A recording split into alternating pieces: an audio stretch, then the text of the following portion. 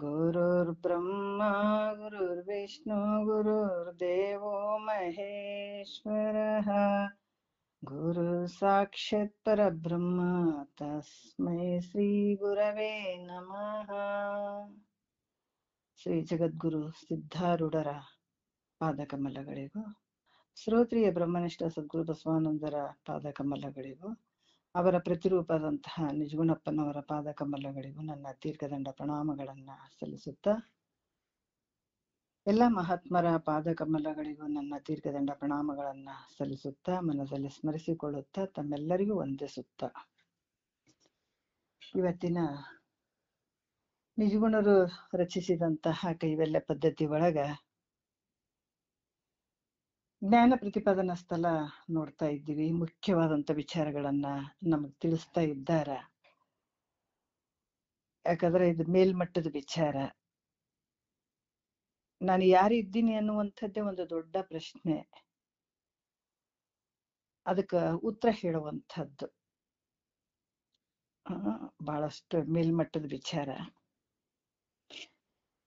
ಮನುಷ್ಯ ಹುಟ್ಟಿ ಬಂದಿದ್ದಾನಂತಂದ್ರ ಅದಕ್ಕ ಮನುಜ ಕುಲ ಜನನದ ಲಾಭ ಹೌದು ಅಂತ ಇದನ್ನ ಯಾಕೆ ಪದೇ ಪದೇ ಹೇಳ್ತಾರಂತಂದ್ರ, ಮನುಷ್ಯ ಬಂದ ನಂತರ ಮಾಡ್ಕೊಳ್ಬೇಕಾದಂತ ಕೆಲಸ ನಾನು ಯಾರಿದ್ದೀನಿ ಅಂತ ತಿಳ್ಕೊಳ್ಳುವಂಥದ್ದು.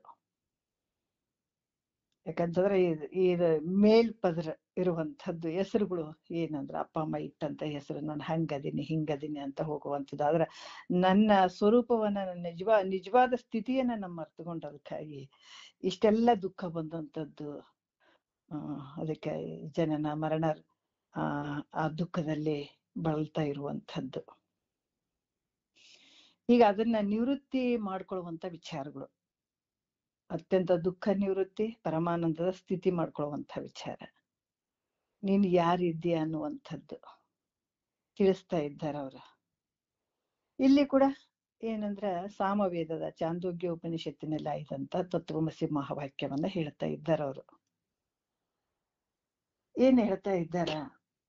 36ನೆಯ ಒಂದು ಪದ್ಯದಲ್ಲಿ, ಜ್ಞಾನ ಪ್ರತಿಪಾದನಾ ಸ್ಥಳದ 36ನೆಯ ಪದ್ಯದಲ್ಲಿ ಇವಾಗ ಯಾವ ರೀತಿ ಅಂತಂದ್ರ,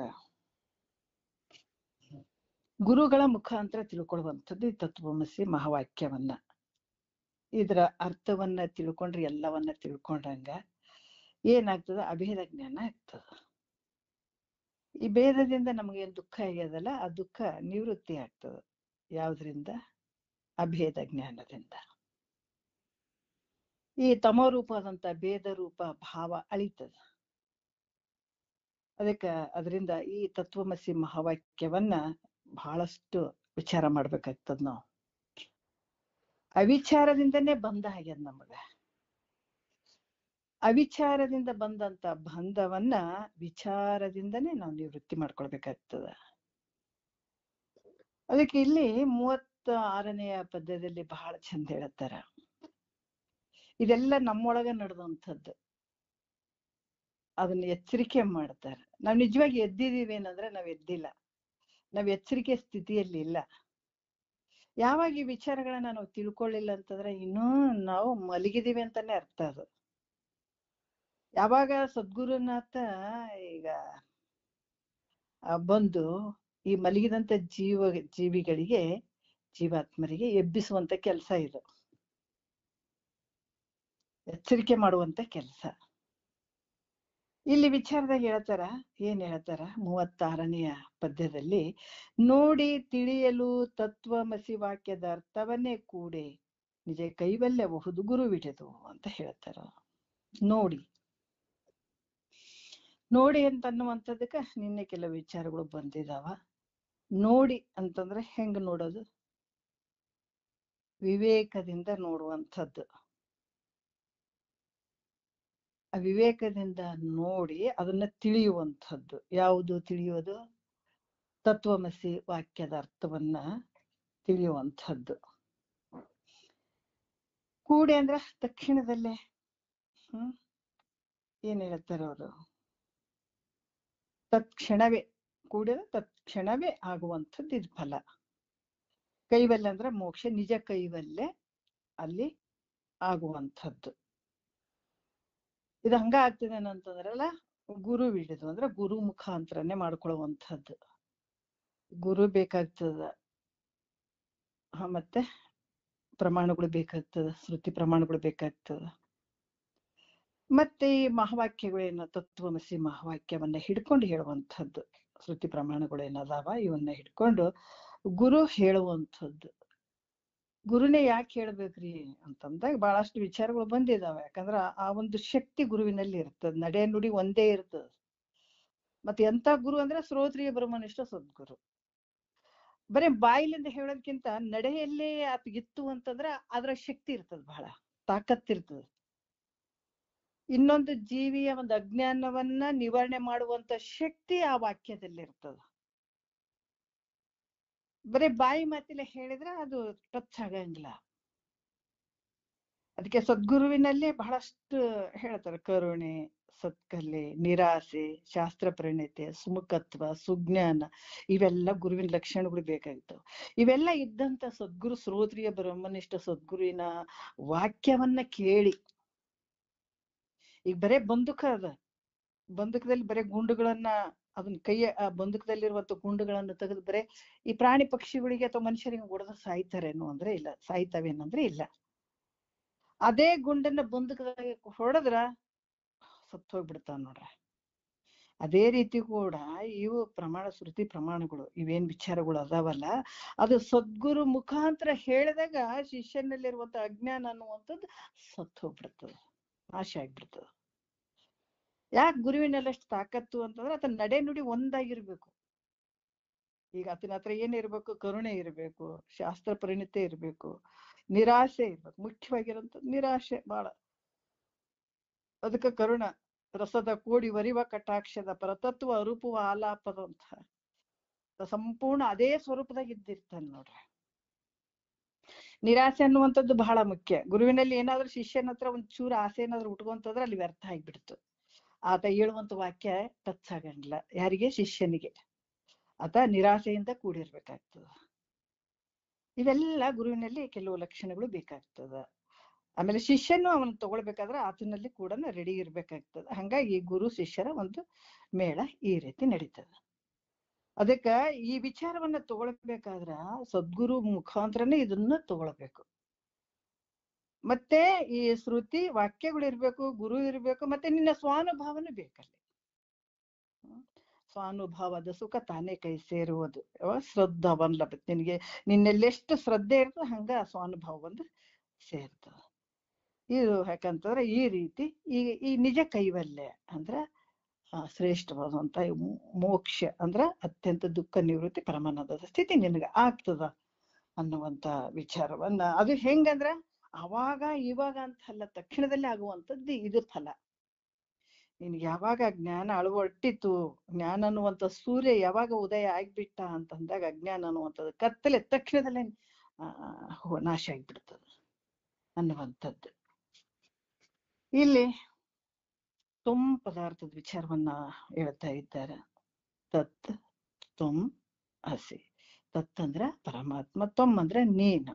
ಪರಮಾತ್ಮ ಬೇರೆ ಎಲ್ಲೂ ಇಲ್ಲಪ್ಪ, ಇದರಲ್ಲೇ ಹೇಳ್ತಾರ ನೋಡ್ರಿ. ಅದಕ್ಕ ಬಹಳಷ್ಟು ಗುರುಗಳು ಮಂತ್ರಗಳು ಹೇಳ್ತಾರ ಅಂದ್ರೆ ಇದರ ಅರ್ಥನೇ ಹೇಳ್ತಾರ. ಇದನ್ನ ತಿಳ್ಕೊಳ್ಬೇಕಾದಂಥದ್ದೇ ಶ್ರವಣ ಮನನ ನಿಧಿ, ಬೇರೆ ಏನು ಇಲ್ಲ.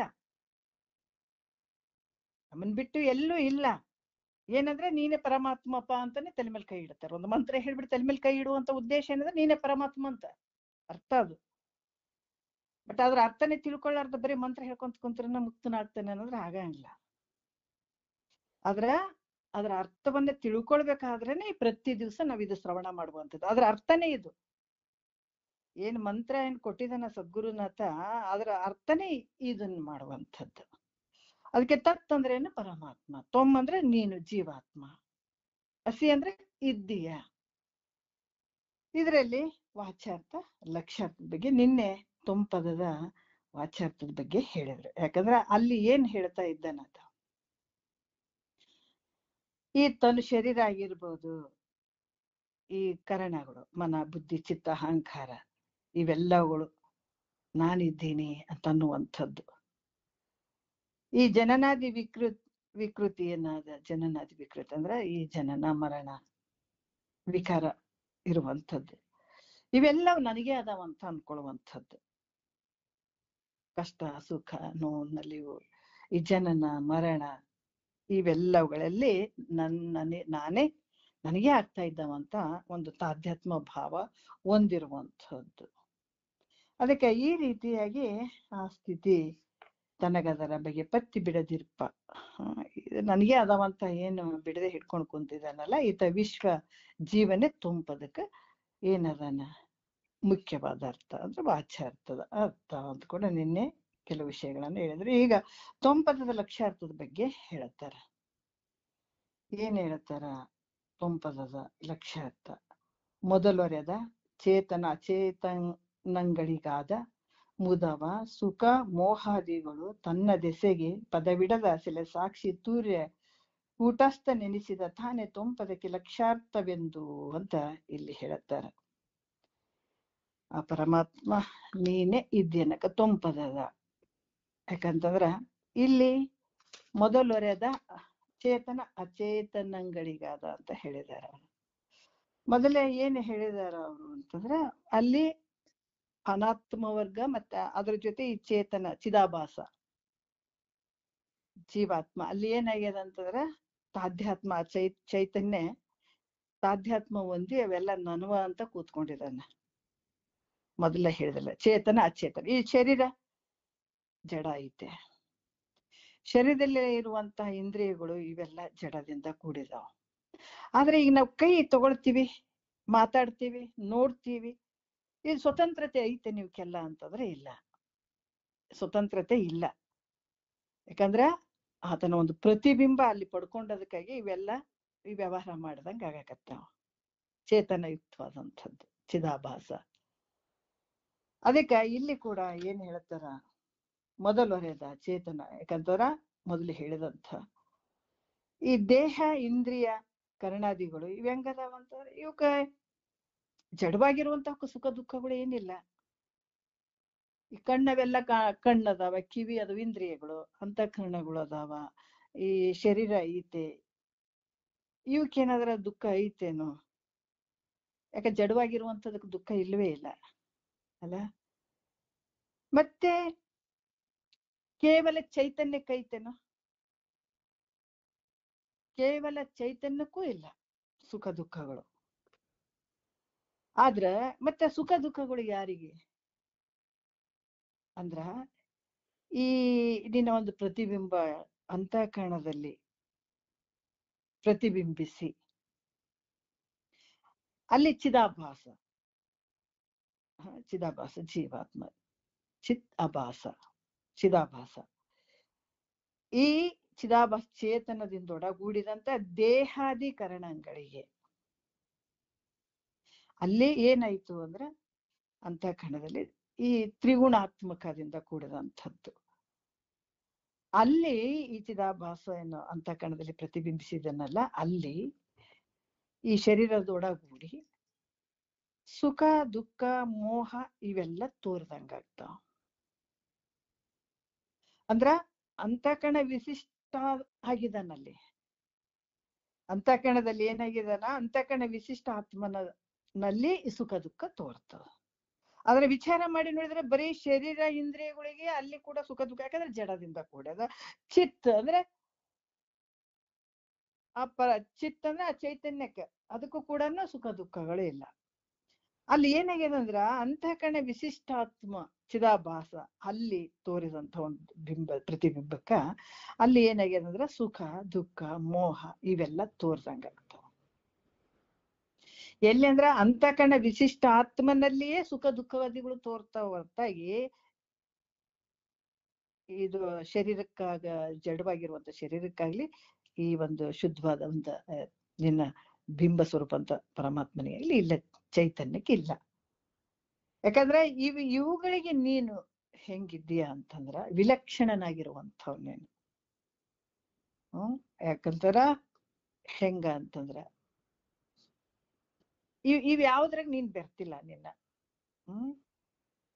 ಯಾವ ರೀತಿ ಸುಖ ಆಗ್ಲಿ ದುಃಖ ಆಗ್ಲಿ ಶರೀರಕ್ಕಾಗ್ಲಿ ಪ್ರತಿಯೊಂದಕ್ಕೂ ಸಾಕ್ಷಿ ರೂಪವಾಗಿರುವಂತ ಒಂದು ವಿಲಕ್ಷಣದ ಸಾಕ್ಷಿ ರೂಪ ಆದಂತ ಪ್ರತ್ಯೇಕ ಆತ್ಮ ಆದಂಥವ್ ನೀನು. ಈ ಪ್ರತ್ಯೇಗಾತ್ಮನಾದ ಕೂಟಸ್ಥ ಅನ್ನುವಂಥದ್ದು, ಈ ಜಾಗ್ರ ಸ್ವಪ್ನ ಸುಸುಪ್ತಿಗೆ ಅಧಿಷ್ಠಾನವಾಗಿರುವಂಥದ್ದು ಕೂಟಸ್ಥ. ಅಲ್ಲಿ ತೋರ್ತಾವ, ಆದ್ರ ಈ ಕೂಟಸ್ಥನಲ್ಲಿ ಬೆರ್ತಿಲ್ಲವು. ಅದಕ್ಕೆಲ್ಲ ಸಾಕ್ಷಿಯಾಗಿರುವಂಥವನು ಪ್ರತ್ಯೇಗಾತ್ಮ ಕೂಟಸ್ಥಾತ್ಮನಲ್ಲಿ. ಇವ್ಯಾವು ತೋರಂಗಿಲ್ಲ, ಸುಖ ದುಃಖ ಇವ್ಯಾವು ಇಲ್ಲ. ಈ ದೇಹತ್ರಯ ಅಂತಂದ್ರ ಯಾವುದು ದೇಹತ್ರಯ ಅಂತಂದ್ರ ಸ್ಥೂಲ ಸೂಕ್ಷ್ಮ ಕಾರಣ. ಇವು ಅವಸ್ಥಾತ್ರಯ ಅಂತಂದ್ರ ಈ ಯಾವುದು ಜಾಗ್ರ ಸ್ವಪ್ನ ಸುಸುಪ್ತಿ. ಇವುಗಳಿಗೆ ನೀನ್ ಹೆಂಗಿದಿ ಅಂತಂದ್ರ ಸಾಕ್ಷಿ ರೂಪವಾಗಿದೆ. ಸ್ಥೂಲ ಶರೀರಕ್ಕೂ ಸಾಕ್ಷಿಯಾಗಿದೆ, ಸೂಕ್ಷ್ಮ ಶರೀರಕ್ಕೂ ಸಾಕ್ಷಿಯಾಗಿದೆ, ಕಾರಣ ಶರೀರಕ್ಕೂ ಸಾಕ್ಷಿಯಾಗಿದೆ. ಮತ್ತೆ ಜಾಗ್ರಕ್ಕೂ ಸಾಕ್ಷಿಯಾಗಿದೆ, ಸ್ವಪ್ನಕ್ಕೂ ಸಾಕ್ಷಿಯಾಗಿದೆ, ಮತ್ತೆ ಸುಸುಪ್ತಿಗೂ ಸಾಕ್ಷಿಯಾಗಿದೆ. ಹೌದಿಲ್ಲ? ಮತ್ತೆ ವಿಶ್ವಾದಿ ಅಂತಂದಾಗ ಈ ವಿಶ್ವ, ಜಾಗ್ರದಲ್ಲಿ ವಿಶ್ವ ಅಭಿಮಾನಿ, ಮತ್ತೆ ಸ್ವಪ್ನದಲ್ಲಿ ತೈಜಸ್ ಅಭಿಮಾನಿ, ಸುಸುಪ್ತಿಯಲ್ಲಿ ಕಾರಣ ಶರೀರ ಇರ್ತದಲ್ಲ ಪ್ರಾಜ್ಞೆ ಅನ್ನುವಂಥದ್ದು. ಜೀವತ್ರಯಕ್ಕೆ, ಈ ಜೀವತ್ರಯಕ್ಕೆ ಅಂತಂದಾಗ ಯಾವುದು ವಿಶ್ವ, ತೈಜಸ್ ಮತ್ತೆ ಪ್ರಾಜ್ಞೆ, ಇವು ಅಭಿಮಾನಿಗಳು. ಆದ್ರ ಇವಕ್ಕೆ ಸಾಕ್ಷಿಯಾಗಿ, ಈ ತ್ರಯಕ್ಕೆ ಸಾಕ್ಷಿಯಾಗಿರುವಂಥದ್ದು ಯಾರು? ನಾಲ್ಕನೆಯವನು ಯಾರು? ಸೂರ್ಯ ಬರ್ತದಲ್ಲ. ಯಾಕಂದ್ರೆ ಇವು ಮೂರಕ್ಕೆ ಸಾಕ್ಷಿಯಾಗಿರುವಂಥದ್ದು ಈ ಸೂರ್ಯಾತೀತ. ಈ ಅವಸ್ಥೆಗಳು ಇಲ್ಲಿ ಜಾಗ್ರ ಸ್ವಪ್ನ ಸುಸುಪ್ತಿ ಎಲ್ಲರಿಗೂ ಬರುವಂಥವು, ಎಲ್ಲರಿಗೂ ಮಾಮೂಲಿ, ಎಲ್ಲರಿಗೆ ಜನಸಾಮಾನ್ಯರಿಗೆ ಪ್ರತಿಯೊಂದು ಜೀವಿಗಳಿಗೆ ಬರುವಂಥದ್ದು ಜಾಗ್ರ ಸ್ವಪ್ನ ಸುಸುಪ್ತಿ. ಆದ್ರ ತೂರ್ಯಾತೀತ ಪ್ರಯತ್ನ ಪಟ್ಟು ಮಾಡ್ಕೊಳ್ಬೇಕಾದಂಥದ್ದು ತೂರ್ಯ ಈ ಜಾಗ್ರ ಸ್ವಪ್ನ ಸುಸುಪ್ತಿಗೆ ಸಾಕ್ಷಿಯಾಗಿರುವಂಥದ್ದು ನಾಲ್ಕನೆಯದ್ದು. ಅದಕ್ಕೆ ಸ್ಥೂಲ ಸೂಕ್ಷ್ಮ ಈ ದೇಹ ಈ ಅದ್ವೈಗಳಿಗೆ ಯಾರು ಅಧಿಷ್ಠಾನವಾಗಿರುವಂಥವನು? ಈ ಶರೀರಗಳಿಗೆ ಅಧಿಷ್ಠಾನವಾಗಿರುವಂಥವನು ಹೆಂಗದನ? ಯಾವ್ದನ್ನ ಆಕಾರದಿಂದ ಅದನಂದ್ರೆ ನಿರ್ವಿಕಾರನಾಗಿರುವಂಥವನು. ಯಾಕಂದ್ರ ಇಂಥ ಒಂದು ನಿರ್ವಿಕಾರ ಸ್ವರೂಪ ಈ ದೇಹಗಳಿಗೆ ಅಧಿಷ್ಠಾನವಾಗಿರುವಂಥವನು, ನಿರ್ವಿಕಾರ ಸ್ವರೂಪದಿಂದ ಕೂಡಿದಂಥವನು, ತನ್ನ ಸ್ವರೂಪದಲ್ಲಿ ಸುಖ ದುಃಖ ಮೋಹಾದಿಗಳು ಯಾವುದು ಇಲ್ಲ. ಅದಕ್ಕೆ ಇಂಥ ಈ ಪ್ರತ್ಯೇಗಾತ್ಮ ಸ್ವರೂಪ ನೋಡ್ರಿ. ಯಾರು? ಇವು ದೇಹ ಇವೆಲ್ಲಕ್ಕೂ ವಿಲಕ್ಷಣನಾಗಿರುವಂತವನು ತೂರ್ಯ ಅವಸ್ಥೆಯಲ್ಲಿ ಇರ್ತಾನ, ತೂರ್ಯ ಸ್ಥಿತಿ ಇರ್ತದಲ್ಲ. ಈತ ಪ್ರತ್ಯೇಗಾತ್ಮನ ತಾನೇ ತೊಮ್ ನೋಡ್ರಿ. ಆ ತೊಮ್ ಅಂತಂದ್ರ ನೀನೇ. ಆ ಪದಕ್ಕೆ ಲಕ್ಷ್ಯಾರ್ಥವಾಗಿರುವಂಥ ನೀನೆ, ಸಾಕ್ಷಿಯಾಗಿರುವಂಥ ನೀನೆ. ಇಷ್ಟೆಲ್ಲಕ್ಕೂ ಹೆಂಗದನ? ನಿರ್ವಿಕಾರದಿಂದ ಅದಾನ. ಈತಗೆ ತನ್ನ ಸ್ವರೂಪದಲ್ಲಿ ಯಾವ ಸುಖ ದುಃಖ ಮೋಹಾದಿಗಳು ಇಲ್ಲ. ಆತಗ ಇವೆಲ್ಲಕ್ಕೂ ಸಾಕ್ಷಿ ರೂಪವಾಗಿದ್ದಾನ. ಯಾರು? ತಾನೇ ಪ್ರತ್ಯೇಗಾತ್ಮ ಸ್ವರೂಪ.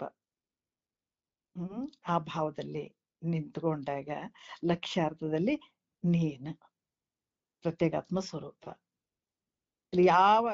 ಇಲ್ಲಿ ಏನದಂದ್ರೆ ಉಪಾಧಿಗಳನ್ನ ತೆಗೆಯುವಂಥದ್ದು. ಇದು ನೀನಲ್ಲ, ಇದನ್ನೇನಲ್ಲ, ಇದಕ್ಕೆ ಸಾಕ್ಷಿಯಾಗಿರುವಂತ ನೀನು. ಮತ್ತೆ ಈ ರೀತಿಯಾಗಿ ತೊಮ್ ಪದದ ಲಕ್ಷ್ಯಾರ್ಥದ ಬಗ್ಗೆ ಅವರು ಹೇಳ್ತಾರೆ. ಮತ್ತೆ ತತ್ ಪದದ ಬಗ್ಗೆ ಹೇಳ್ತಾರ. ಯಾವ ರೀತಿ ಹೇಳ್ತಾರ ಅಂತಂದ್ರ 3ನೇ ನುಡಿಯಲ್ಲಿ ನೋಡೋಣ. ಪರಮಾತ್ಮನ ವಾಚ್ಯಾರ್ಥದ ಬಗ್ಗೆ ಹೇಳ್ತಾರೆ. ಯಾವ ರೀತಿ ನಮ್ಗೆ ತೋರ್ತಾನ ಕಾಣಿಸ್ತದೆ. ಪ್ರಕೃತಿ ಉಪಹಿತನಾಗಿ ಸಕಲೇಶ ಸಾದಿಗುಣ ನಿಖರ ವಿಡಿದು ಅಖಿಳ ಕಾರಣನಾಗಿ ತನಗೆ ವಿಕೃತಿಯೊಂದಿಲ್ಲದೆ ಆನಂದಮಯ ಪರಮನು ಈ ಸುಖರವಹ ತತ್ಪದಕ್ಕೆ ಮುಖ್ಯಾರ್ಥವೆಂದು. ಮುಖ್ಯಾರ್ಥ, ವಾಚ್ಯಾರ್ಥ, ಶಕ್ತಾರ್ಥ ಇವೆಲ್ಲ ಒಂದೇ ಪರ್ಯಾಯ ಶಬ್ದಗಳು. ಈ ಪ್ರಕೃತಿ ಅಂತಂದಾಗ ಇದು ಮಾಯ ಅಂತಾನು ತಗೊಳ್ಬಹುದು. ಪ್ರಕೃತಿ ಅಂದ್ರೆ ತ್ರಿಗುಣಾತ್ಮಕದಿಂದ ಕೂಡಿದಂಥದ್ದು ತಗೊಳ್ಬಹುದು. ಈ 3 ಗುಣಗಳು ಅದಾವಲ್ಲ, ಸತ್ವ ರಜೋ ತಮೋ. ಯಾವ ರೀತಿ ಶುದ್ಧವಾದ ಚೈತನ್ಯ ಪರಬ್ರಹ್ಮನ ಒಂದು ಪ್ರತಿಬಿಂಬ ಮಾಯೆಯಲ್ಲಿ ಪ್ರತಿಬಿಂಬಿಸ್ತು, ಅಲ್ಲಿ ಪ್ರಕೃತಿ ಆಯ್ತಲ್ಲ. ಆ ಯಾವಾಗ ಶುದ್ಧವಾದ ಮಾಯೆಯಲ್ಲಿ ಪ್ರತಿಬಿಂಬಿಸಿದಾಗ ಏನಾಯ್ತಲ್ಲಿ? ಈಶ್ವರ ಅಂತ ಅನ್ಸ್ಕೊಂಡಾಯ್ತ. ಯಾಕೆ ಈ ಜಗತ್ತನ್ನೆಲ್ಲ ಸೃಷ್ಟಿಯಾಗ್ಯದಂತಂದ್ರೆ ಮತ್ತೆ ಮಾಯ ಉಪಾದಿಯಿಂದ ಕೂಡಿದದಕ್ಕಾಗಿ ಈ ಜಗತ್ತಿನ ಸೃಷ್ಟಿ ನಡೀತು. ಕಾಣಿಸ್ತದಲ್ಲ ನಮ್ಗೆ. ಈಗ ತತ್ ಅಂದ್ರೆ ಪರಮಾತ್ಮ. ಈ ಪದಕ್ಕೆ ವಾಚ್ಯಾರ್ಥವಾಗುವಂಥದ್ದು ಅಂದ್ರೆ ಇಲ್ಲಿ ಕೂಡ ಇರ್ತಾರ ಈ ತ್ರಿಗುಣಗಳು. ಈ ಪ್ರಕೃತಿಯಲ್ಲಿ 3 ಗುಣಗಳು ಗರ್ಭೀಕರಿಸ್ಕೊಂಡಿರ್ತದ. ಸತ್ವ, ರಜೋ, ತಮೋ ಗುಣಗಳು ಇರುವಂಥದ್ದು. ಈ ಅವಸ್ಥೆಯಿಂದನೇ ಜಗತ್ತಿನ ಕ್ರಿಯೆಗಳು ನಡೀತಾ ಇದ್ದಾವ. ಈಗ ನಾವು ಈ ಪ್ರಕೃತಿ ಒಳಗ್ ನೋಡ್ರಿ, ಸೊಳಿಕಿ, ಒಳಿಕಿ, ಮಳಿಕಿ, ಒಂದ್ ಗಿಡ ಹಿಂಗ್ ಬೆಳಿಬೇಕಾದ್ರ 3 ಹಿಂಗ ಇದು ಬಂದಿರ್ತಾವಲ್ಲಿ.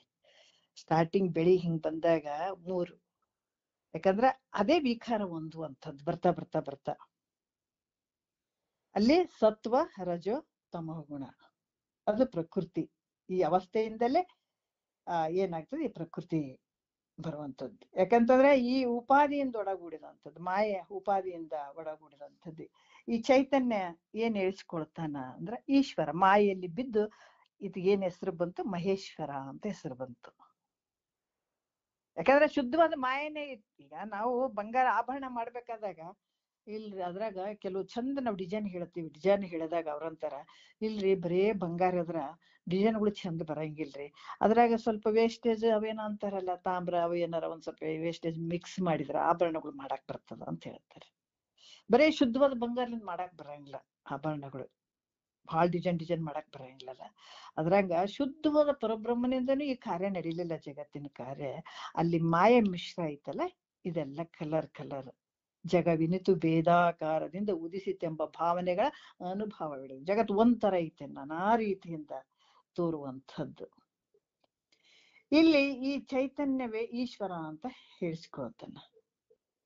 ನಾನಾ ರೀತಿಯಿಂದ ಮಾಡಿದಾನಲ್ಲ, ಆಯ್ತಾ. ಅದಕ್ಕೆ ಇಲ್ಲಿ ಕೂಡ ಏನ್ ಹೇಳ್ತಾರ, ಈ ಈಶ್ವರ ಇದನ್ನೇ ಬ್ರಹ್ಮ, ವಿಷ್ಣು, ಮಹೇಶ್ವರ. ಈ ಒಬ್ಬತ್ತಿನಿಂದನೇ ಕೆಲಸ ನಡೆದ. ಬ್ರಹ್ಮನಾಗಿ ತೋರಿದ, ವಿಷ್ಣುವಿನಾಗಿ ತೋರಿದ, ಮಹೇಶ್ವರಾಗಿನೂ ತೋರಿದ.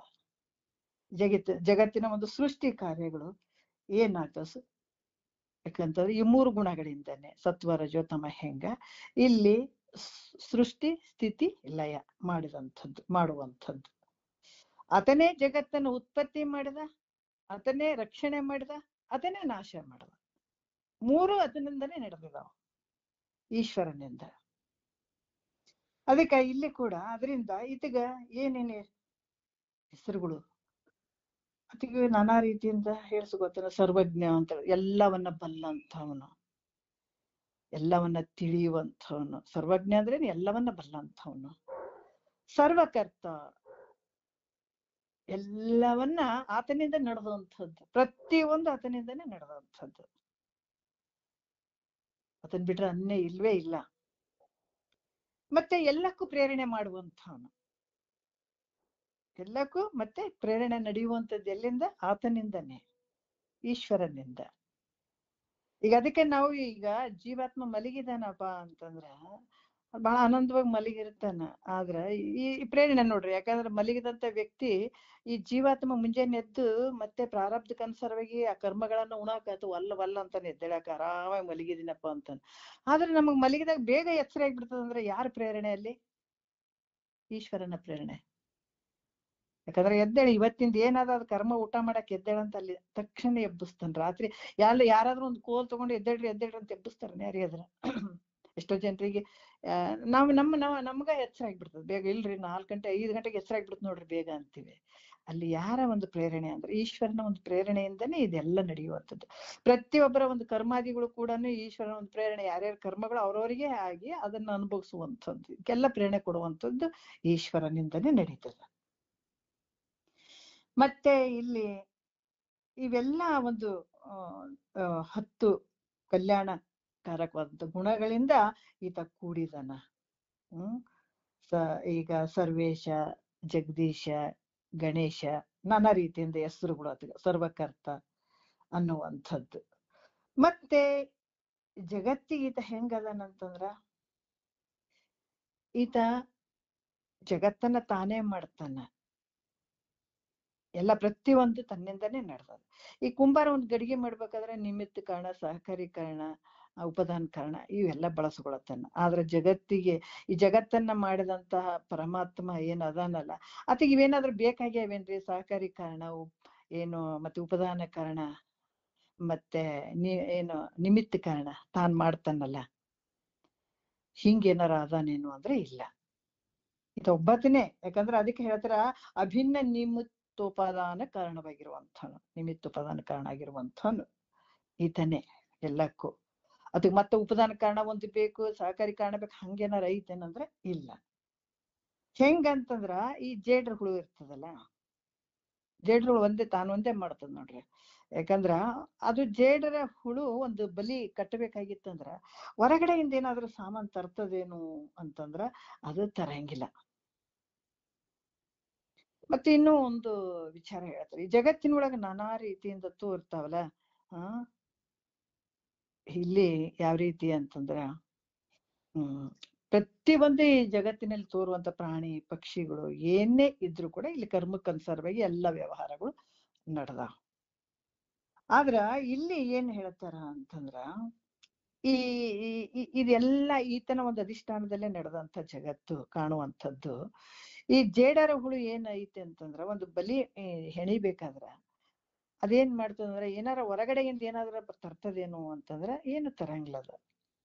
ಅದು ತನ್ನೆಲ್ಲ ರೆಡಿ ಮಾಡ್ಕೋತದ. ತನ್ನೆಲ್ಲ ರೆಡಿ ಮಾಡ್ಕೊಂಡು ಯಾವ್ದು ತನ್ನ ಜೊಲ್ಲಿನಿಂದನೇ ಆ ಬಲಿಯನ್ನ ಹೆಣೀತದಂತ. ಆ ಬಲಿಯನ್ನ ಹೆಣದು ನೋಡ್ರಿ, ಮತ್ತೆ ಅದೇ ಅದನ್ನ ತೆಗೆದು ಬಿಡ್ತದ. ಜೇಡರ ಹುಳು ತಾನೇ ಸೃಷ್ಟಿ ಮಾಡ್ತದ, ಅದು ತಾನೇ ತೆಗೆದು ಬಿಡ್ತದ. ಅದಕ್ಕ ಈ ರೀತಿಯಾಗಿ ಜಗತ್ತನ್ನ ಏನು ಇದನ್ನೆಲ್ಲ ಮಾಡುವಂಥದ್ದು ಅನ್ಯ ಏನಾರೋ ಸಾಮಗ್ರಿಗಳಿಂದ ಮಾಡ್ತಾ ಇದ್ದಾನೇನು ಅಂತಂದ್ರ ಇಲ್ಲ. ಎಲ್ಲಕ್ಕೂ ಕಾರಣ, ಸೃಷ್ಟಿ ಸ್ಥಿತಿ ಲಯಕ್ಕೂ ಕಾರಣವಾಗಿರುವಂಥದ್ದು ಈ ಒಂದು ಈಶ್ವರನಿಂದಲೇ ನಡೆದಂಥದ್ದು. ಮತ್ತೆ ಈಶ್ವರ ಈ ಪರಮಾತ್ಮ ಆದ್ರೂ ಹೆಂಗಿದ್ದಾನಂತಂದ್ರೆ ನಿರ್ವಿಕಾರದಿಂದ ಅದಾನ. ಪರಮಾತ್ಮ ಹೆಂಗಿದ್ದಾನಪ್ಪ ಅಂದ್ರೆ ನಿರ್ವಿಕಾರ, ಯಾವ ಆಕಾರ ಇಲ್ಲ ಅದೀಗ. ಮತ್ತೆ ಅದು ಹೆಂಗದಾನಂತಂದ್ರೆ ಶುದ್ಧವಾದ ಮಾಯೆಯಲ್ಲಿ ಅದಾನ. ಅದಕ್ಕೆ ಅದಕ್ಕೆ ಆವರಣ ಇಲ್ಲ. ಆವರಣ ಯಾವಾಗ ಆಗ್ತದಂದ್ರೆ ಅಂತಃಕರಣದಲ್ಲಿ ಅವಿದ್ಯೆಯಲ್ಲಿ ಪ್ರತಿಬಿಂಬಿಸ್ತದಕ್ಕೆ ಇದಕ್ಕೆ ಆವರಣ ಆಗ್ಬಿಡ್ತು. ಆದ್ರೆ ಶುದ್ಧವಾದ ಮಾಯೆಯಲ್ಲಿ ಅದನ್ನಲ್ಲ, ಇದಕ್ಕೆ ಯಾವ ಆವರಣ ಇಲ್ಲ. ಪರಮಾತ್ಮನಿಗೆ ಆವರಣ ರಹಿತನಾದ್ದರಿಂದ ಆತ ಹೆಂಗದಾನ ಅಂತಂದ್ರ ಆನಂದ ಸ್ವರೂಪ ಆಗಿದಾನ. ಆವರಣ ಯಾಕಂತಂದ್ರ ನಿರ್ವಿಕಾರ ಅದಾನ. ಮತ್ತೆ ಹೆಂಗದಾನ ಆವರಣ? ಪರಮಾತ್ಮ ಹೆಂಗದಾನ? ಈಶ್ವರ ಇಲ್ಲಿ ಮಾಯಲ್ಲಿ ಬಿದ್ಕೊಂಡು ಜಗತ್ತಿನ ಒಂದು ಸೃಷ್ಟಿ ಮಾಡಿದ. ಅದ್ರ ಪರಮಾತ್ಮ ಹೆಂಗಿದಾನ? ಆವರಣ ರಹಿತನಾಗಿದ್ದಾನತ. ಅದಕ್ಕ ಹೆಂಗದಾನ? ಆನಂದಮಯವಾಗಿರುವಂಥವನು. ಆತನ ಒಂದು ಸ್ವರೂಪ ಹೆಂಗದಂದ್ರ ಆನಂದವಾಗಿರುವಂಥದ್ದು. ಯಾಕಂದ್ರೆ ಈಶ್ವರನಿಗೆ ಏನಾಯ್ತು ಆಗಿದೆ ಅಂತಂದ್ರೆ ಉಪಾಧಿ. ಆದ್ರ ಈಶ್ವರನಿಗೆ ಉಪಾಧಿ ಆದಂತ ಮಾಯೆ ಏನಾಗ್ಯದಲ್ಲ, ಈ ಮಾಯೆ ಶುದ್ಧವಾಗ್ಯದ. ಅದು ಯಾವ ಒಂದು ಏನಂದ್ರ ಕಲ್ಮಶ ಇರದೇ ಇರುವಂತ ಶುದ್ಧವಾದ ಮಾಯೆ ಅದು. ಹಂಗಾಗಿ ಅವನ ಸ್ವರೂಪಕ್ಕೂ ಕೂಡ ಮರೆ ಮಾಡ್ಲಿಲ್ಲ ಅದು. ಹಂಗಾಗಿ ಅದರಿಂದ ಆವರಣ ಶಕ್ತಿ ಇಲ್ಲ. ಅಂದ್ರ ಈ ಉಪಾಧಿ ಮೂಲಕ ಜಗತ್ತಿನ ಒಂದು ಉತ್ಪತ್ತಿ ಆಗುವಂಥದ್ದು, ಆಮೇಲೆ ಸೃಷ್ಟಿ, ಆಮೇಲೆ ಇದು ನಾಶ, ಇವೆಲ್ಲ ಮಾಡೋದ್ರಿಂದ ಏನಾಗ್ಯದ ಅಂತಂದ್ರ ವಿಕ್ಷೇಪ ಶಕ್ತಿ ಯುಕ್ತನಾಗಿರ್ತಾನ ಅನ್ನುವಂತ ಭಾವ. ಯಾಕಂದ್ರೆ ಈ ಜಗತ್ತಿನ ಎಲ್ಲಾ ಒಂದು ಉತ್ಪತ್ತಿ, ಈ ಸ್ಥಿತಿ, ಲಯ ಇವೆಲ್ಲ ಮಾಡೋದ್ರಿಂದ ವಿಕ್ಷೇಪ ಶಕ್ತಿ ಯುಕ್ತನಾಗಿದ್ದಾನ ಅನ್ನುವಂತ ಭಾವ. ಇಂಥ ಮಹೇಶ್ವರ ಏನು ಈ ಮಹೇಶ್ವರನಿಂದನೇ ನಡೆದಂಥದ್ದಲ್ಲ. ಇಂತಹ ಮಹೇಶ್ವರನೇ ತತ್ಪದಕ್ಕ ಏನದನ್ನ ವಾಚ್ಯಾರ್ಥದನ್ನ ವಾಚ್ಯಾರ್ಥದನ್ನ ಈ ಉಪಾಧಿ ಸಹಿತವಾಗಿರುವಂಥದ್ದು. ಈ ಮಾಯ ಉಪಾಧಿಯಿಂದ ಇಷ್ಟೆಲ್ಲ ನಡೆದಂಥದ್ದು. ಮತ್ತೆ ಇಲ್ಲಿ ಕೂಡ ಹೇಳ್ತಾರೆ ತತ್ಪದದ ಲಕ್ಷ್ಯಾರ್ಥದಲ್ಲಿ ನಾವು ನೋಡಿದಾಗ ಅವಾಗ ಏನ್ ಹೇಳ್ತಾರೆ ಇಲ್ಲಿ 4ನೆಯ ಒಂದು ನುಡಿಯಲ್ಲಿ, ನಿರುಪಮ, ನಿರಾಲಂಬ, ನಿತ್ಯ, ನಿರ್ಮಳ, ನಿರಾವರಣ, ನಿರುಪಾಧಿಕ, ನಿರಂಜನೆ, ನಿರೂಪ, ನಿರತಿಶಯ, ನಿರಘ, ನಿಸ್ತತ್ವ, ಪರಬೊಮ್ಮವದು, ಪೊರಕಿ ಪೊಡೆ ತತ್ಪದಕ್ಕೆ ಲಕ್ಷ್ಯಾರ್ಥವೆಂದು ಅಂತ ಕೂಡ ಇಲ್ಲಿ ಹೇಳ್ತಾರ. ತತ್ ಎಂಬ ಪದಕ್ಕ ಲಕ್ಷ್ಯಾರ್ಥದ ಬಗ್ಗೆ ಅವರು ಹೇಳ್ತಾರ. ಏನ್ ಹೇಳ್ತಾರ? ನಿರುಪಮ ಅಂದ್ರ ಯಾವುದೇ ಉಪಮೆಗೆ ನಿಲುಕದೆ ಇರುವಂಥದ್ದು ಯಾವುದು? ನಿನ್ನ ಸ್ವರೂಪ, ಪರಮಾತ್ಮನ ಸ್ವರೂಪ. ವಾಚ್ಯಾರ್ಥದಲ್ಲಿ ಉಪಾಧಿ ಅದಾವ, ಇಲ್ಲಿ ಹೆಂಗದ ಲಕ್ಷ್ಯಾರ್ಥದಲ್ಲಿ ನಾವು ನೋಡಿದಾಗ ಏನಾಗ್ತದ? ಈತಗೆ ಯಾವುದೇ ಒಂದು ಉಪಮೆಗೆ ನಿಲುಕದೆ ಇರುವಂಥದ್ದು ನಿರುಪಮ. ನಿರಾಲಂಬ ಅಂದ್ರ ಈತಗೆ ಏನಾರ ಆಶ್ರಯ ಐತನಿ? ಯಾರದರ ಯಾರ ಆಶ್ರಯ ಇಲ್ಲ ಈತಗೆ. ಎಲ್ಲಕ್ಕೂ ಆಶ್ರಯ ತಾನೇ ಆಗಿದ್ದಾನೆ, ಆದ್ರೆ ತನಗ ಆಶ್ರಯವಾಗಿರುವಂಥದ್ದು ಯಾವುದೂ ಇಲ್ಲ. ಅದಕ್ಕೆ ಏನ್ ಹೇಳಿದಾರೆ ಇಲ್ಲಿ? ನಿರಾಲಂಬ. ಮತ್ತೆ ನಿತ್ಯ. ನಿತ್ಯ ಅಂತಂದ್ರ ಆತ ಯಾಕಂತಂದ್ರ ಈ ಅಭಾವ ಚತುಷ್ಟಯ ಅಂತ ಹೇಳ್ತಾರಲ್ಲ, ಅದಕ್ಕೆ ವಿಲಕ್ಷಣನಾಗಿರುವಂಥವನು ಈತ. ಯಾಕಂತಂದ್ರೆ ನಿತ್ಯನಾಗಿರುವಂಥವನು, ಅನಿತ್ಯದಿಂದ ಕೂಡದೇ ಇರುವಂಥವನು, ನಿತ್ಯನಾಗಿರುವಂಥವನು, ಅದನ್ನ ಯಾವಾಗ್ಲೂ ಇರುವಂಥವನು. ಹಿಂದಿರ್ಲಿಲ್ಲ ರೀ, ಇವಾಗ ಅದನ್ನ ಮುಂದಿರಂಗಿಲ್ರ ಅಂತಲ್ಲ. ಆ ಕಾಲದಾಗಿದ್ದ ಈ ಕಾಲದಾಗಿಲ್ಲ ಅಂತ ಅನ್ನಂಗಿಲ್ಲ, ಯಾವಾಗ್ಲೂ ಇರುವಂಥವನು. ನಿರ್ಮಲ ಅಂದ್ರೆ ಯಾವುದೇ ಒಂದು ಕಲ್ಮಶ ಇರದೇ ಇರುವಂಥದ್ದು. ಯಾಕಂತಂದ್ರೆ ಯಾವುದೇ ಶುದ್ಧ ಸತ್ವ ಪ್ರಧಾನ ಭೂತವಾದಂತ ಮಾಯೋಪಾದಿಯಿಂದ ಕೂಡಿದಂಥದಕ್ಕಾಗಿ ಆವರಣ ರಹಿತನು ಇತ್ತ. ಮತ್ತೆ ನಿರಾವರಣ ನೋಡ್ರಿ, ನಿರಾವರಣ ಅಂತಂದ್ರು ಕೂಡ ಇಲ್ಲಿ ಯಾವ ಆವರಣ ಇಲ್ಲ ಅದಗ. ನಿರಾವರಣ ಅಂತಂದ್ರೆ ಆವರಣ ಇರದೇ ಇರುವಂಥವನು, ಉಪಾಧಿ.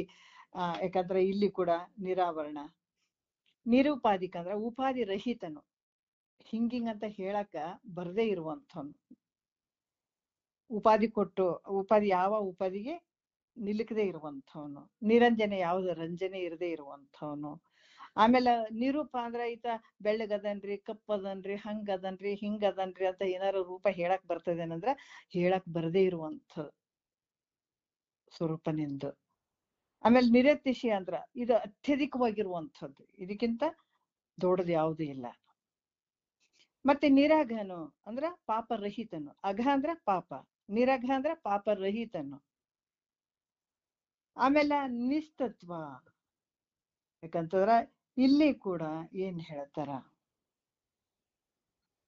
ಎಲ್ಲಕ್ಕಿಂತ ಮುಖ್ಯವಾಗಿರುವಂಥದ್ದು ನಿಸ್ತತ್ವ ಅಂದ್ರೆ ಯಾವುದೇ ತತ್ವಕ್ಕೆ ನಿಲುಕದೇ ಇರುವಂಥವನು. ತತ್ವ ಅಂದ್ರೆ 25 ತತ್ವಗಳು ಅದಾವಲ್ಲ, ಆಕಾಶ, ವಾಯು, ಅಗ್ನಿ, ಜಲ, ಪೃಥ್ವಿ, 25 ತತ್ವಗಳು, ಅಂತಃಕರಣಗಳು ಇವೇನ್ ಅದಾವಲ್ಲ, ಇವು 25 ತತ್ವ ಅಂದ್ರೆ ತತ್ವವಲ್ಲದ ಅಂದ್ರ ನಿಸ್ತತ್ವ.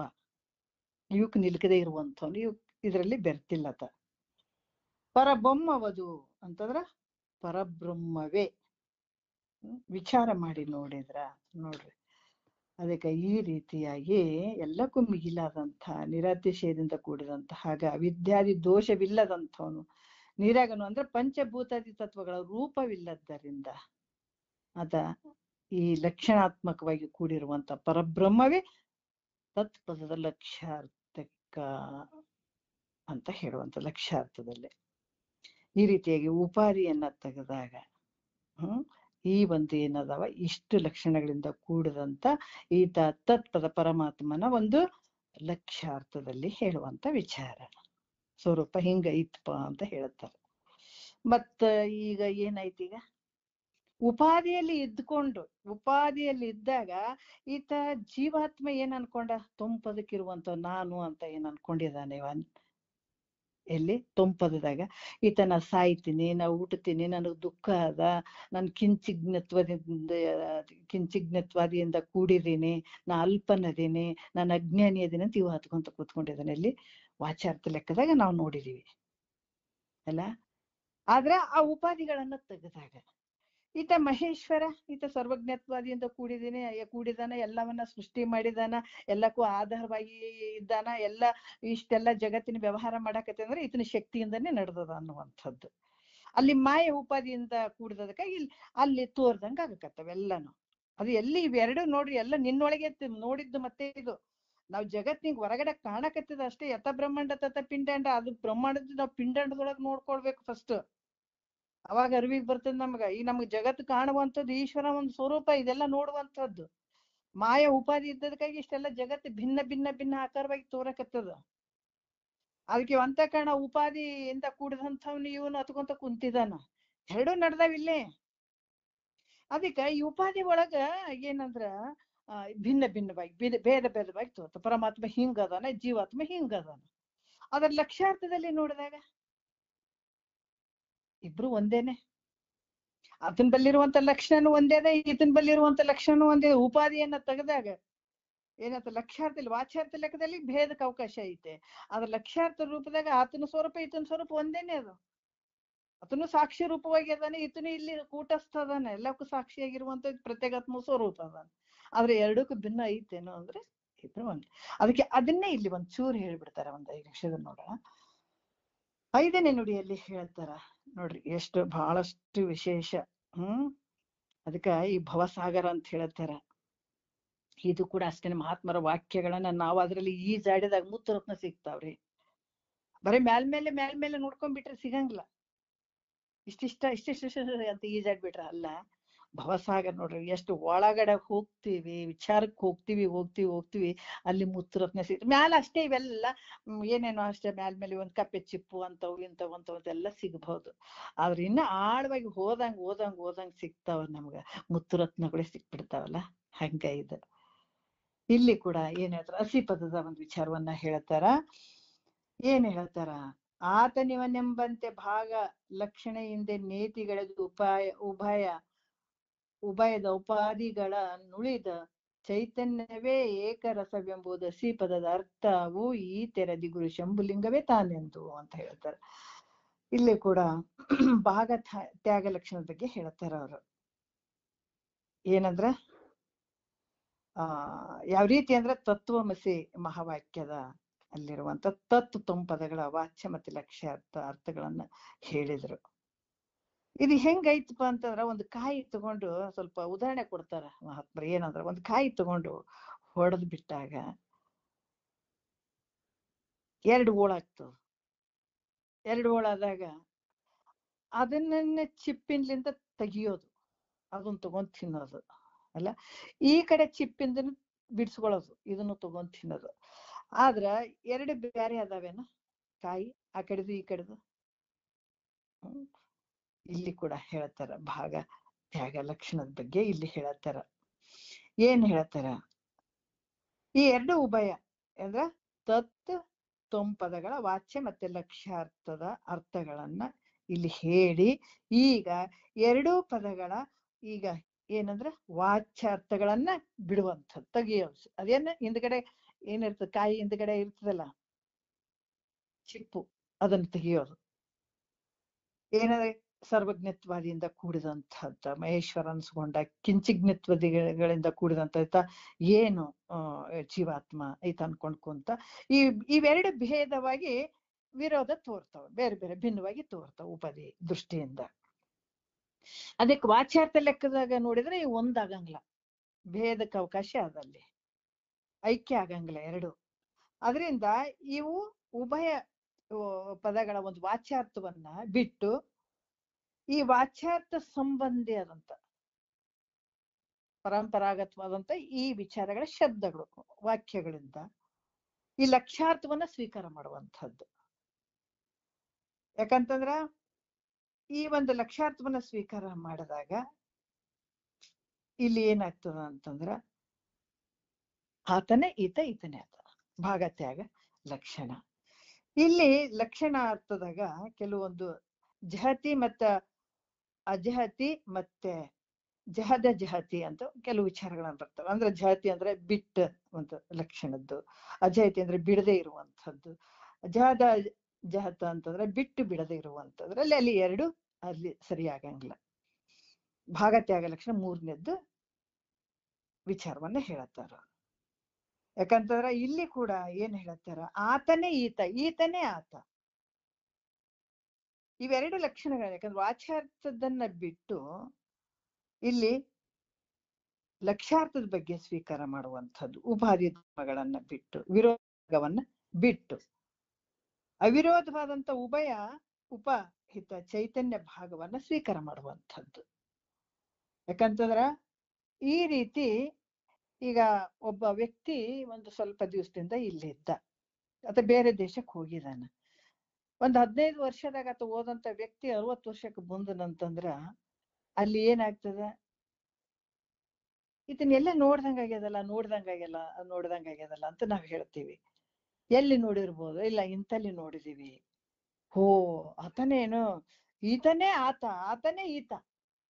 ನೋಡ್ರಿ, ಅಲ್ಲಿ ಯಾವುದಕ್ಕೆ ಇಲ್ಲ. ಈಗ ಅಲ್ಲಿ ಅವಾಗ ನೋಡಿದತನು ಈತನೇ, ಈಗ ನೋಡಿದಂತಾನೆ ಆತನೇ ಈತ ಅನ್ನುವಂಥದ್ದು ಭಾಗತ್ಯಾಗ ಲಕ್ಷಣ. ಯಾಕಂದ್ರೆ ಇಲ್ಲಿ ಹೋಗುವಂತ ಸಂದರ್ಭದಲ್ಲಿ ಅಲ್ಲಿ ವಯಸ್ಸಿತ್ತು, ಅಲ್ಲಿ ವಯಸ್ಸಾಗ್ಯದ. ಆದ್ರೆ ಈ ಹುಡುಗನೇ ಈತ ಅನ್ನುವಂಥದ್ದು.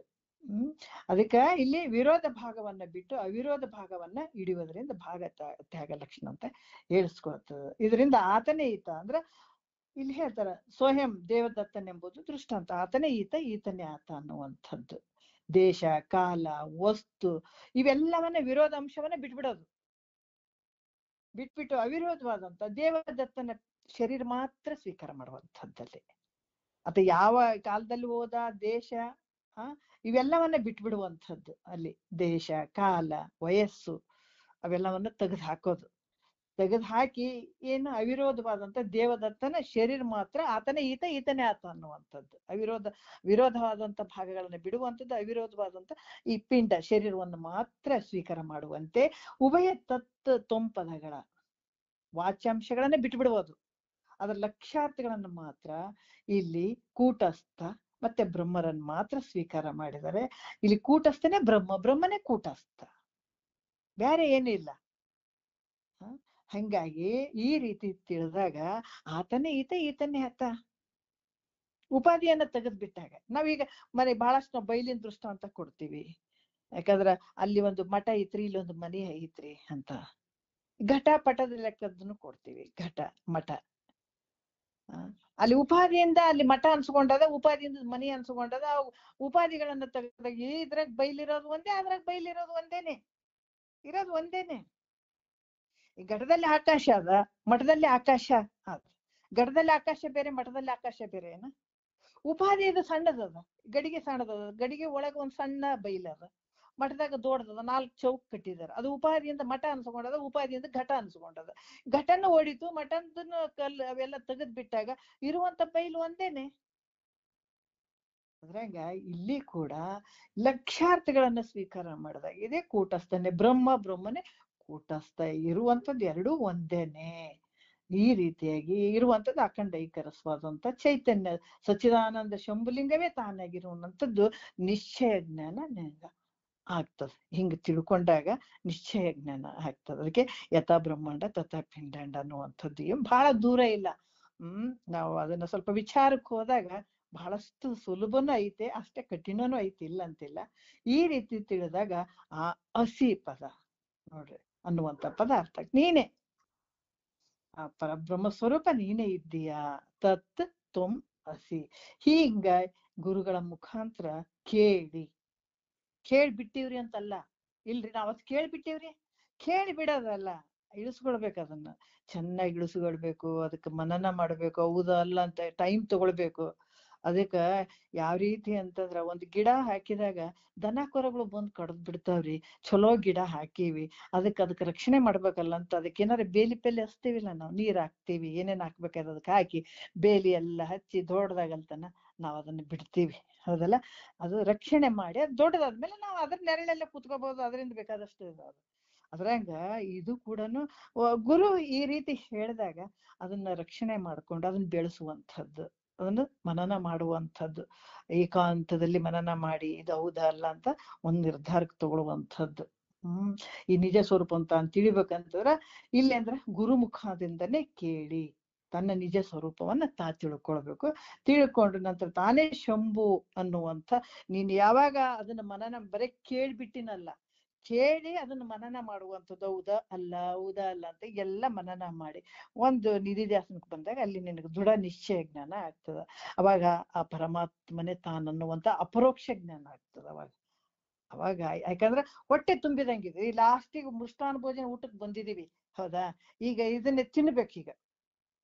ತಿಂದ ನಂತರ ಏನ ಹೊಟ್ಟೆ ತುಂಬಿತಂದ್ರೆ ಮುಗೀತಲ್ಲ. ಅದ್ರಂಗೆ ಇದು ಕೂಡ ಯಾವಾಗ ಅಪರೋಕ್ಷ ಜ್ಞಾನ ಆಯ್ತಂದ್ರೆ ಹೊಟ್ಟೆ ತುಂಬಿತು ಅಂದಂಗೆ ಅರ್ಥ ಇದು. ಅಲ್ಲಿ ತನ ನಾವು ಈಗ ಉಪವಾಸ ಇದ್ದಂಗೆ, ಆದ್ರೆ ನಮ್ಗೆ ಕರೆಕ್ಟ್ ಆಗಿ ಹಿತವಾದಂತ ಹೊಟ್ಟೆ ತುಂಬುವಂತ ಊಟ ಸಿಗ್ತಾ ಇಲ್ಲ ನಮ್ಗೆ. ಅದಕ್ಕಾಗಿ ನಮ್ಗ ನೆಮ್ಮದಿ ಇಲ್ಲ, ಸಮಾಧಾನ ಇಲ್ಲ, ಏನು ಇಲ್ಲ. ಈಗ ಗುರು ಮುಖಾಂತರ ಇದು ಏನು ಈ ಮಹಾವಾಕ್ಯವನ್ನ ನಾವು ತಿಂದಿವಿ ಚೆನ್ನಾಗಿ, ಅವ್ರು ಹೇಳ್ದಂಗ ನಾವು ತಿಂದ್ವಿ ಅಂತಂದ್ರೆ ಅವಾಗ ನಮ್ಗೆ ಹೊಟ್ಟೆ ತುಂಬಿತ್ತಂದ್ರೆ, ಯಾವಾಗ ಅಪರೋಕ್ಷ ಜ್ಞಾನ ಅಳವಡಿತು ಅಂತಂದಾಗ ಇದು ಏನಾಗ್ತದಂದ್ರ ಭೇದ ಸಹಿತವಾದಂತ ಏನ್ ದುಃಖ ಐತಲ್ಲ, ಇದು ಅಜ್ಞಾನ ನಾಶ ಆಗ್ಬಿಡ್ತದ. ಉಳಿಯುವಂತ ನೇರ ನೀನೆ ಆನಂದ ಸ್ವರೂಪ. ಹೊಟ್ಟೆ ತುಂಬಾ ಉಂಡಿದ್ಮೇಲೆ ನಿನ್ಗೆ ಏನ್ ಅದು ಬೇಕನ್ನಂಗ್ಲಿ ಇದು ಬೇಕನ್ನಂಗ್ಲೆ ಏನಿಲ್ಲ, ಬರೀ ಆನಂದ ನೋಡ್ರಿ. ಅಲ್ಲಿವರೆಗೆ ಅಪರೋಕ್ಷ ಜ್ಞಾನ ನೀನ್ ಖಂಡಿತ ಆಗ್ತದ ಅನ್ನುವಂಥ ವಿಚಾರವನ್ನ ಹೇಳ್ತಾರೆ. ಮತ್ತೆ ಮುಂದಿನ ವಿಚಾರ ನಾಳೆ ಮಾತಾಡೋಣ. ಒಂದೆರಡು ಮಾತು ಗುರುಗಳ ಪಾದಕ್ಕೆ ಅರ್ಪಿಸಿ ಹರ.